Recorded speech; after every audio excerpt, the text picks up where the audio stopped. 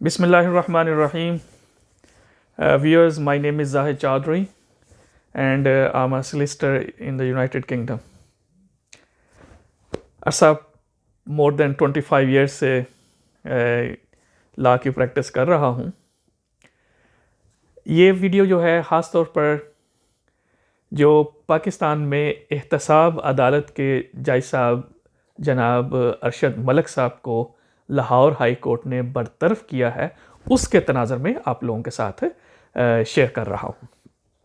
मैंने क्योंकि कुछ वीडियोस देखी हैं, कुछ पाकिस्तान जो चैनल्स हैं उनके ऊपर डिबेट्स सुनी हैं और कुछ लोग मिठाइयाँ बांट रहे हैं और मैंने देखा है कि नवाज शरीफ साहब की जो साहबजादी हैं उन्होंने ये कहा है कि अब जो नवाज शरीफ साहब का फ़ैसला है उसको भी आप रद्दी की टोकरी में फेंक दें. तो इस तनाज़र में मैंने समझा कि मैं अपनी लीगल ओपिनियन आप लोगों के साथ शेयर करूं. तो इस हवाले से मैं पहले ये बात करना चाह रहा हूं कि मेरा किसी सियासी जमात के साथ किसी किस्म का कोई ताल्लुक नहीं है, लिहाजा ये मेरी सिर्फ और सिर्फ एक प्योर लीगल ओपिनियन है. देखें, बात यह है कि मैं ये आप लोगों को बताना चाहता हूं कि ये लॉ क्या कहता है, ठीक है, ताकि ये थोड़ी जो कन्फ्यूजन जो है क्रिएट की गई है वो ज़रा थोड़ी क्लियर हो जाए.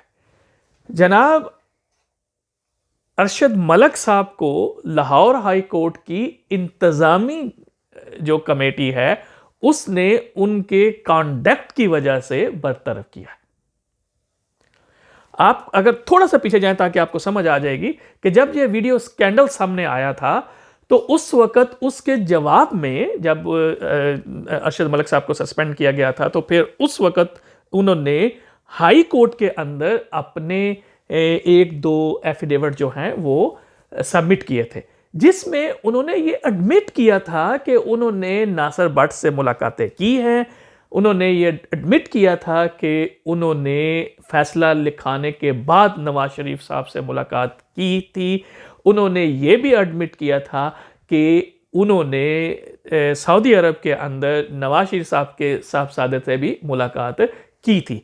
तो ये सारी बातें जो हैं ये उन्होंने एडमिट की थी. अब हमने सिर्फ ये देखना है कि ये जो कॉन्डक्ट था जज साहब का कि ये मुलाकातें करना, ये जो जुडिशल कॉन्डक्ट होता है एक जज के लिए जो मुकर्रर किया जाता है जुडिशरी की तरफ से, क्या ये उसके वायलेशन तो नहीं थी. तो हाई कोर्ट की जो इंतज़ामी कमेटी है जो सीनियर जजेस के ऊपर मुश्तमिल थी, उन्होंने ये महसूस किया है और ये फाइंडिंग दी है कि ये जज साहब ने कंडक्ट की वायलेशन की है, लिहाजा उनको उनकी जॉब से बरतरफ कर दिया गया है. इनका नवाज शरीफ साहब को जो अरशद मलिक साहब ने जो डिसीजन दिए थे प्रामा फेशाई उनके ऊपर असर नहीं पड़ता. क्यों?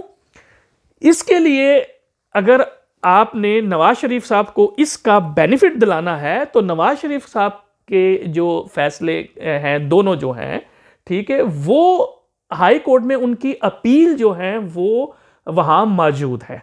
अब अगर उन अपील के अंदर नवाज शरीफ साहब के जो वकाला हैं वो ये साबित कर देते हैं कि अरशद मलिक साहब ने जो डिसीजन दिया था वो अंडर इन्फ्लुएंस था, तो फिर तो वो जो जज साहब के फैसले हैं वो कॉश हो जाएंगे, वो ख़त्म हो जाएंगे. लेकिन उसके लिए आप देखें, ना तो एविडेंस के ऊपर कोई एतराज़ आया है, ना जो शहादतें हुई हैं उसके ऊपर एतराज़ आया है.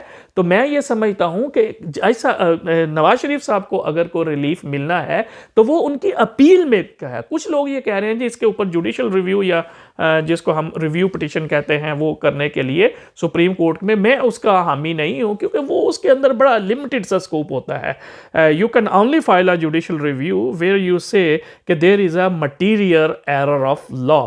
तो वो क्योंकि उसका स्कोप बहुत मुख्तसर होता है, तो मैं समझता हूँ कि अगर ऐसी गलतियाँ जो कि नवाज शरीफ साहब के ट्रायल में पहले भी बहुत सारी गलतियाँ हुई जिनका मैंने गाहे बगाहे जिक्र किया है, तो अगर ये करेंगे तो ये होगा. अब नवाज शरीफ साहब के जो हमदर्द हैं जो मिठाइयाँ बांट रहे हैं और जो नारेबाजी कर रहे हैं, वो नारेबाजी और उनकी जो ख़ास तौर पर उनकी जो मोहतरमा उनकी जो बेटी हैं और जो उनके वकाला हैं, वो ये है कि उस अपील के अंदर जाएँ और उसमें ये साबित करें कि हाँ जी, जो अरशद मलिक साहब थे, उन्होंने जो जज साहब ने जो नवाज शरीफ साहब को वो सज़ा सुनाई है, वो अंडर इन्फ्लुएंस है, ठीक है। उसकी ऑब्वियसली सारी बाकी उसकी जो वीडियो थी उसकी फॉरेंसिक और क्या हुआ वो एक सब्जेक्ट है, लेकिन वो सारा का सारा आपने अपील में साबित करना है, क्योंकि अपील के अंदर स्कोप ज़्यादा होता है और अपील अपेलेंट कोर्ट जो होती है उसके पास ये इख्तियार होता है कि वो जो एविडेंस उसके सामने आए उसको भी देख सकती है। लिहाजा मैं समझता हूँ कि ये मैंने आप लोगों के साथ अपनी ओपिनियन शेयर की है